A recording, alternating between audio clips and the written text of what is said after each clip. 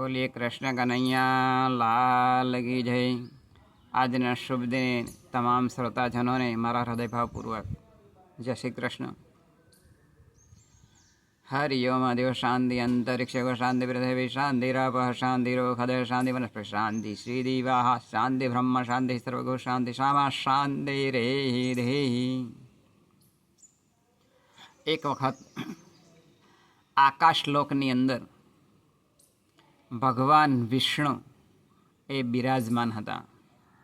તેવા સમયે મા લક્ષ્મીજી એ પૃથ્વી પર પરિભ્રમણ કરી અને આ ભગવાન વિષ્ણુ પાસે આવ્યા અને ભગવાન વિષ્ણુને વાત કરી કે હું પૃથ્વી લોક ઉપર ફરીને આવી છું અને ત્યાં ઘણા બધા માણસો એ દુઃખી છે કે જે સારા માણસો છે અને આપને જે પૂજા અર્ચના કરે છે તે માણસો એમને ઘણી બધી તકલીફ અને દુઃખ પડે છે, જ્યારે જે સારા માણસો નથી કે જે ખોટું જ કરે છે છતાં પણ એ સુખી છે।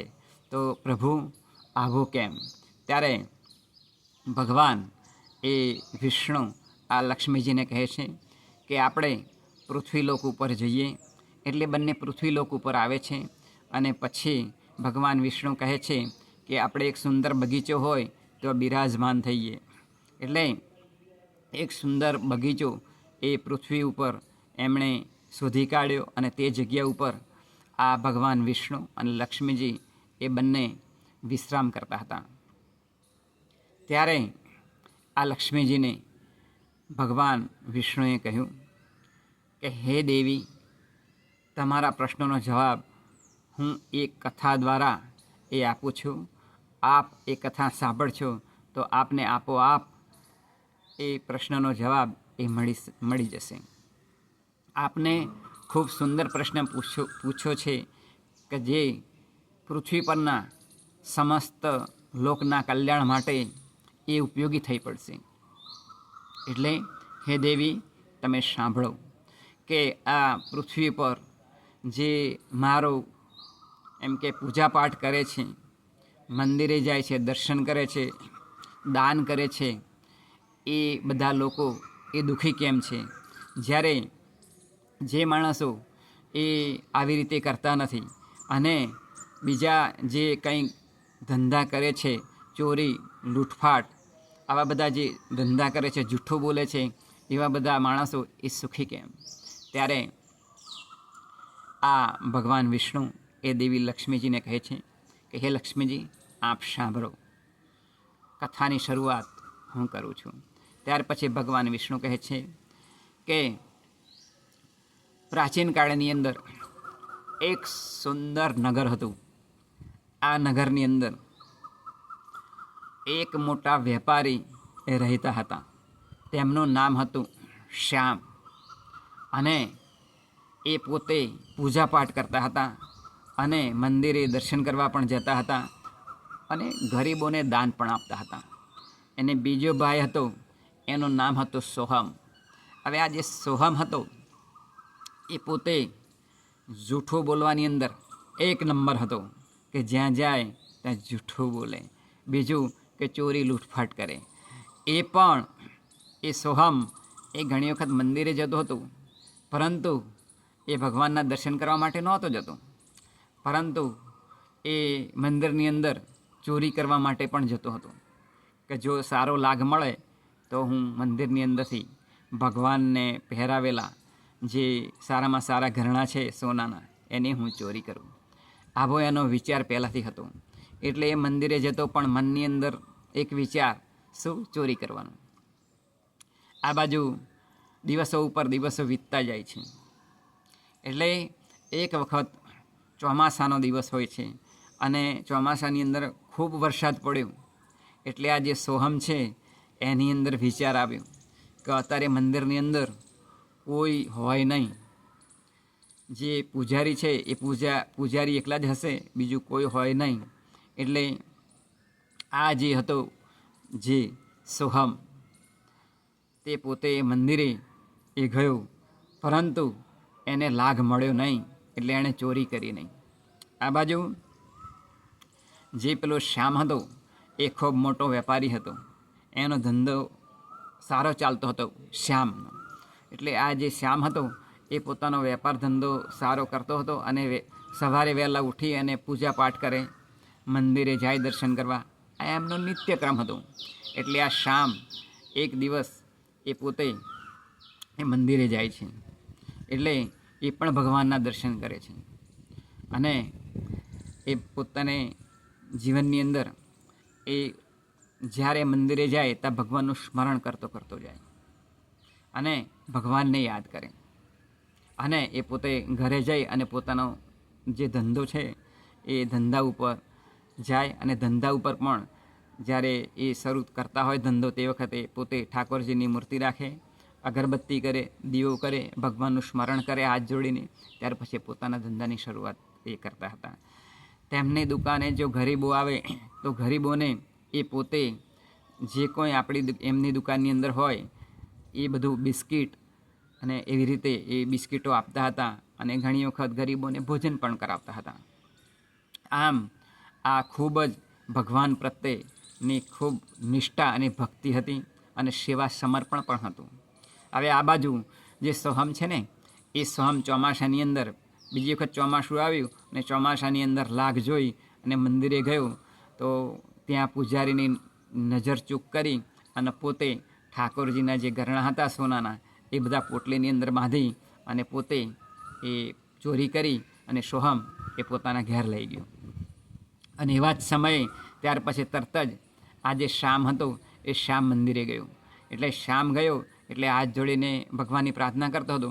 તે વખતે પૂજારી આવ્યા અને જોયું તો ઠાકોરજીના જે સોનાના હતા ઘરણા એ હતો નહીં. એટલે બૂમાબૂમ કરવા પાડ્યા કે ભાઈ આ જે વ્યક્તિ છે શ્યામ નામે જે ભાઈ એણે આ મંદિરની અંદરથી ચોરી કરી છે.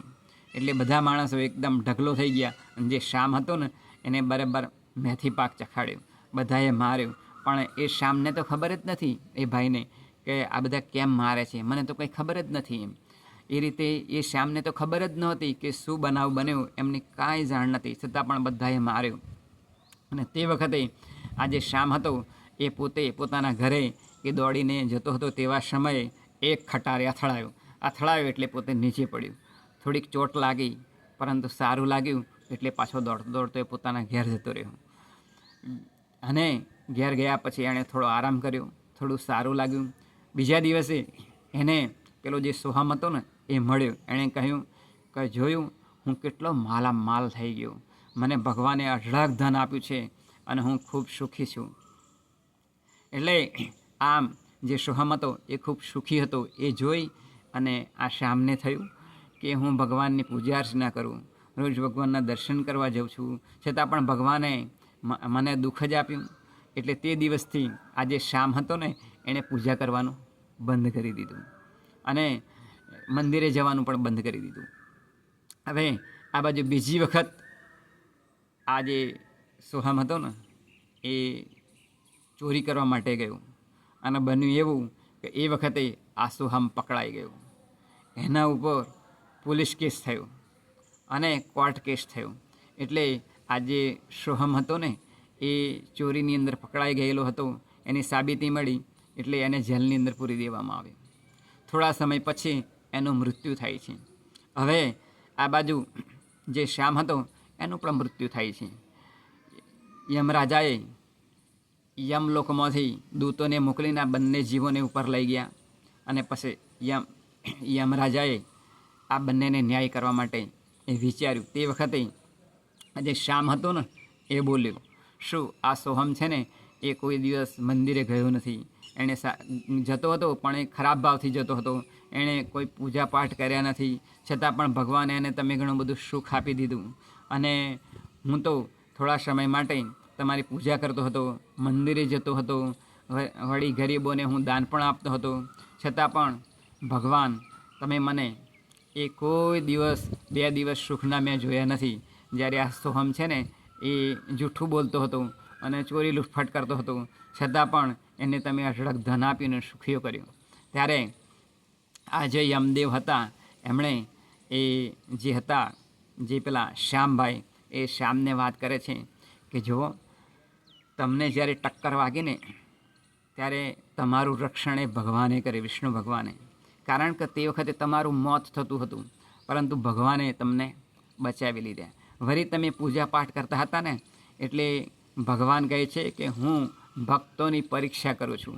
ઘણી વખત એ ભક્તને જ્યારે હું પરીક્ષા કરતો હોય ત્યારે ભક્ત મારા પ્રત્યેકની કેટલી ભક્તિ છે, કેટલી લાગણી છે, એ જોવા માટે હું ઘણી વખત ભક્તોને એ દુઃખ આપતો હોઉં છું.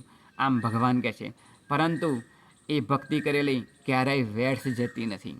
હું મારા સુદર્શન ચક્રથી મારા તમામ ભક્તોનું હું રક્ષણ કરું છું, અને તેમને હું જ્યારે દુઃખ આવવાનું હોય તે વખતે થોડા ઘણા દુઃખથી એમનું દુઃખ એ દૂર કરી દઉં છું.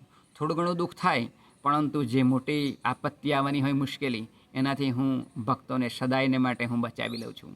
માટે આવી રીતે મારી જેણે ભક્તિ કરી છે, થોડા સમય માટે પણ કરી છે, મારા દર્શન પણ જેણે કર્યા છે, તેમને હું ક્યારેય ભૂલતો નથી.